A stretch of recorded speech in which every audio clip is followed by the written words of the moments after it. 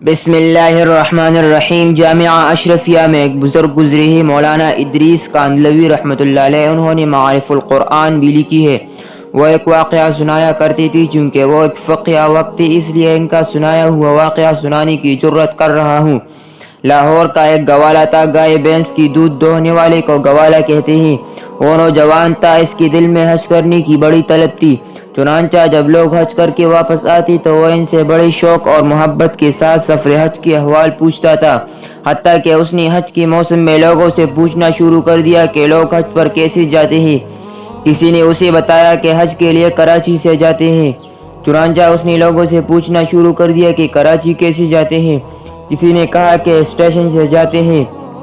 پھر اس نے لوگوں سے پوچھا کہ اسٹیشن کہاں سے جاتے ہیں۔ کسی نے اسے اسٹیشن کو پہنچا دیا۔ اب وہ اسٹیشن پر پوچھتا پھر رہا تھا کہ مجھے کراچی جانا ہے، کراچی کیسے جاتے ہیں۔ وہ کئی دنوں تک لاہور اسٹیشن پر پھرتا رہا۔ بالآخر ٹرین کے کنڈکٹر نے سوچا کہ یہ بیچارہ کئی دنوں سے پھر رہا ہے، لہذا اس کے ساتھ کچھ تعاون کرنا چاہیے۔ چنانچہ اس گوالے سے کہا کہ تم میرے ساتھ ٹرین میں بیٹھ جاؤ، میں تمہیں کراچی لے جاتا ہوں۔ اس طرح وہ ٹرین کے ذریعے کراچی پہنچ گیا۔ کراچی ریلوے اسٹیشن پر پہنچ کر اس نے پھر پوچھنا شروع کر دیا کہ مجھے حج پر جانا ہے، کیسے جاؤں۔ کسی نے اسے حاجی کیمپ جانے کا راستہ بتا دیا اور وہ حاجی کیمپ چلا گیا۔ وہاں تو پورا شہر آیا ہوتا ہے، لوگ روزانہ بحری جہاز پر سوار ہو کر جا رہے ہوتے ہیں۔ جب وہ لوگوں کو سوار ہو کر جاتے دیکھتا تو اس کے جذبات کے سمندر میں اور زیادہ جوش آ جاتا۔ اگرچہ اس کے پاس سفر کے وسائل نہیں تھے، نہ ٹکٹ تھا، نہ پاسپورٹ تھا اور نہ ہی پیسے تھے، مگر اس کے دل میں حج کرنے کا سچا جذبہ موجود تھا۔ چنانچہ وہ وہاں بھی یہی کہتا رہا کہ مجھے حج پر جانا ہے۔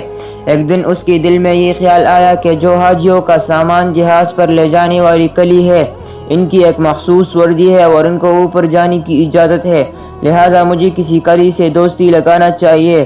چنانچہ اس نے ایک کلی سے دوستی لگائی اور اسے کہا، بھائی آپ اپنی وردی مجھے دے دیں، میں بھی حاجیوں کا سامان اوپر پہنچاؤں گا۔ جب سامان ختم ہو جائے گا تو میں اپنے کپڑے پہن کر آپ کی وردی واپس بھیج دوں گا، میرا بھی کام بن جائے گا اور آپ کی وردی بھی واپس آ جائے گی۔ چنانچہ اس کلی نے اسے اپنی وردی دے دی اور وہ سامان اٹھانے کے بہانے اس جہاز پر آتا جاتا رہا۔ جب سارا سامان ختم ہو گیا تو وہ ادھر ہی کہیں چھپ گیا اور اپنے کپڑے پہن کر کلی کی وردی واپس بھجوا دی۔ اب وہ وہیں پر ادھر ادھر وقت گزارتا رہا۔ وہاں تو ایک جہاز میں ہزاروں لوگ ہوتے ہیں، کیا پتہ چلے کہ کون کیا ہے۔ اس کے دل میں اللہ کی ایسی محبت تھی کہ پاسپورٹ اور ٹکٹ کے بغیر وہ جذبات کے گھوڑوں پر سوار ہو کر اللہ کا گھر دیکھنے جا رہا تھا۔ لوگ تو اپنے کمروں میں بستر پر سوتے اور وہ بیچارہ بیٹھ بیٹھ کر وقت گزار لیتا۔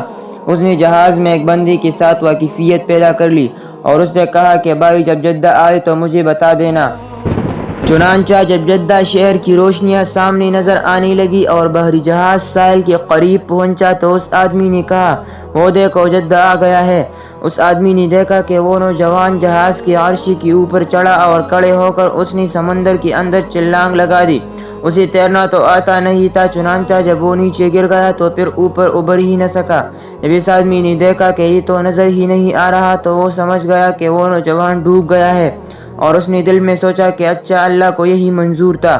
جب اس آدمی نے حج کیا اور طواف زیارت کے بعد حرم شریف سے باہر نکل رہا تھا تو اس نے دیکھا کہ وہ گوالا بھی حرم شریف سے باہر نکل رہا ہے اور اس نے اربوں جیسے کپڑے پہنے ہوئے ہیں۔ اس نے اس سے پوچھا، کیا آپ وہی ہیں جس نے سمندر میں چھلانگ لگائی تھی؟ وہ کہنے لگا، ہاں میں وہی ہوں۔ وہ وہاں ایک دوسرے کو خوب ملے۔ اس نے گوالی سے پوچھا کہ سناؤ تمہارے ساتھ کیا بھی تھی؟ اس نے کہا، میرے ساتھ چلو میں تمہیں آگے جا کر بتاؤں گا۔ چنانچہ وہ آدمی اس کے ساتھ چل پڑا۔ جب وہ باہر نکلے تو دیکھا کہ ایک بالکل نئی کار کھڑی ہے اور ڈرائیور انتظار کر رہا ہے۔ گوالا کار کے اندر بیٹھا اور ساتھ اس آدمی کو بھی بٹھا لیا اور ڈرائیور ان کو ایک مکان کی طرف لے گیا جو بالکل نیا بنا ہوا تھا۔ اندر جا کے دیکھا کہ کوٹھی سجی ہوئی ہے۔ گوالے نے اسے ایک جگہ پر بٹھا دیا اور نوکر سے کہا کہ مہمان کے لیے کھانے پینے کی کوئی چیز لے آؤ۔ چنانچہ وہ مشروبات اور پھل لے آیا۔ اس آدمی نے حیران ہو کر پوچھا، بھائی مجھے بتاؤ کہ قصہ کیا ہے؟ وہ کہنے لگا کہ میں تمہیں قصہ بعد میں بتاؤں گا، پہلے یہ دیکھو کہ یہ کار بھی میری ہے، ڈرائیور بھی میرا ہے اور مکان بھی میرا ہے۔ اس نے پوچھا کہ بھائی یہ سب کچھ تمہیں کیسے مل گیا؟ وہ کہنے لگا کہ ہے تو یہ راز کی بات، لیکن چونکہ تم میرے محرم راز ہو اس لیے میں تمہیں بتا دیتا ہوں۔ چنانچہ وہ کہنے لگا کہ میرے دل میں اللہ کا گھر دیکھنے کا بہت شوق تھا، اور اس شوق اور محبت میں نے یہ ہیلا کیا۔ جب میں جدہ پہنچا تو میں نے کہا اے اللہ، بس میں اپنے آپ کو تیرے حوالے کرتا ہوں۔ یہ کہہ کر میں نے چھلانگ لگا دی۔ مجھے تیرنا تو آتا نہیں تھا، بس ایسی ہی ہاتھ پاؤں مارتا رہا۔ نتیجہ یہ نکلا کہ مجھے لہریں خود ہی دھکیل کر ساحل کی طرف لے جاتی رہی۔ میرے اندر بھی پانی چلا گیا اور میرے ہوش اڑ گئے۔ جب میں ساحل پر پہنچا تو نیم بے ہوشی کی حالت میں تھا۔ میں باہر نکلا اور وہی لیٹ گیا۔ جب اٹھا تو صبح تہجد کا وقت تھا۔ میں نے ادھر ادھر دیکھا تو باہر جانے کے سب راستے بند تھے۔ ساحل کے ساتھ گرل لگی ہوئی تھی اور آگے دروازہ بند تھا۔ میں وہی گرل کے پاس بیٹھ گیا۔ میں نے دیکھا کہ اس گرل کی دوسری طرف کوٹھی نما ایک گھر ہے اور اس گھر کے صحن میں ایک گائے بندھی ہوئی ہے۔ دو آدمی اس گائے کا دودھ نکالنے کے لیے آئے، مگر گائے ان سے مانوس نہیں تھی، جس کی وجہ سے قابو نہیں آ رہی تھی۔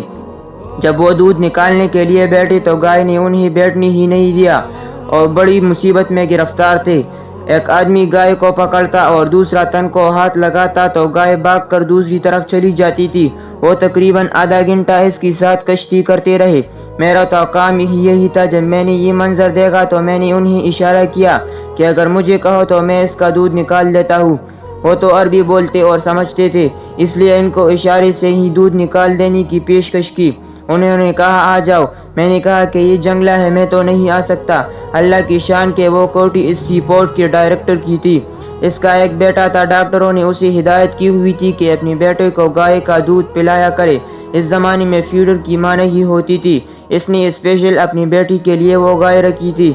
گائے کے اندر دودھ تو ہوتا تھا مگر اسے نکالنے نہیں دیتی تھی، جس کی وجہ سے ڈائریکٹر صاحب اور اس کی بیوی کو بڑی پریشانی تھی کہ بچے کو دودھ پورا نہیں ملتا۔ اب جب میں نے کہا کہ میں گائے کا دودھ نکال دیتا ہوں تو ان دونوں نے جا کر ڈائریکٹر صاحب سے کہا کہ یہاں جنگلے کے اندر مسافروں میں سے ایک آدمی کہتا ہے کہ میں تمہیں دودھ نکال دیتا ہوں۔ اس نے کہا یہ چابی لو اور جا کر اسے لے آؤ۔ وہ گیٹ کا تالا کھول کر میرے پاس آئے اور مجھے ڈائریکٹر کے پاس لے گئے۔ جب میں نے گائے کو ذرا ہاتھ پھیرا اور اسے پیار کی بات کہی تو وہ مانوس ہو گئی۔ میں نے نیچے بیٹھ کر ان کو 8-10 کلو دودھ نکال دے فرما دیا۔ جب ڈائریکٹر کی بیوی نے دیکھا تو وہ بڑی خوش ہو گئی اور کہنے لگی کہ آج تو میرا بیٹا سارا دن دودھ پیے گا۔ پھر وہ کہنے لگی کہ اس بندے کو نہیں جانے دینا۔ جب ڈائریکٹر صاحب سے ملاقات ہوئی تو اس نے پوچھا کہ آپ کون ہیں؟ میں نے کہا میں پاکستان سے حج کرنے آیا ہوں۔ وہ کہنے لگا کہ ہم تمہیں واپس نہیں جانے دیں گے، اس لیے کہ تم اچھا دودھ نکالتے ہو۔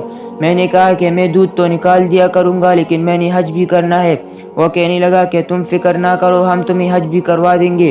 دوسرے دن اس کی بیوی نے اپنے والد کو فون کیا اور اسے ساری تفصیل بتا دی۔ اس کے والد نے 200 گائے بھینسوں کا باڑہ بنایا ہوا تھا۔ چنانچہ جب اس نے یہ بات سنی تو بہت خوش ہوا اور کہنے لگا کہ ہمیں تو خود ایسے ٹرین بندی کی ضرورت ہے۔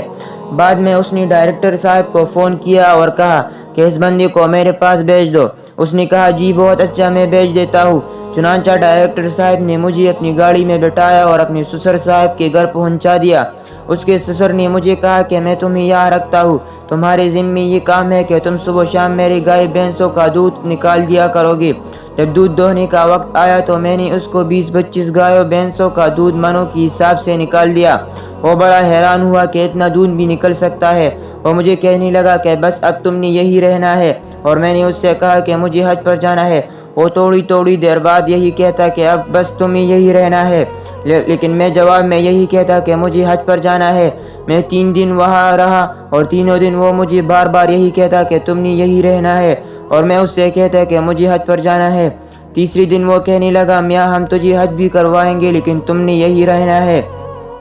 میں نے کہا کہ میں حج تو کروں گا لیکن باقی باتیں بعد میں کریں گے۔ اس نے مجھے حج بھی کروا دیا۔ حج کرنے کے بعد میں نے اس سے کہا کہ میرا حج ہو گیا، اب مجھے گھر واپس جانا ہے۔ وہ کہنے لگا نہیں تو نے یہی رہنا ہے۔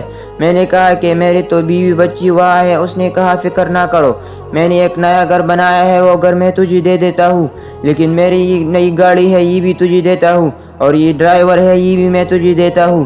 اب تم اپنی بیوی بچوں کے نام اور ایڈریس بتاؤ، میں پیغام بھیج دیتا ہوں اور آنے والے جہاز میں تمہاری بیوی بچی بھی پہنچ جائیں گے۔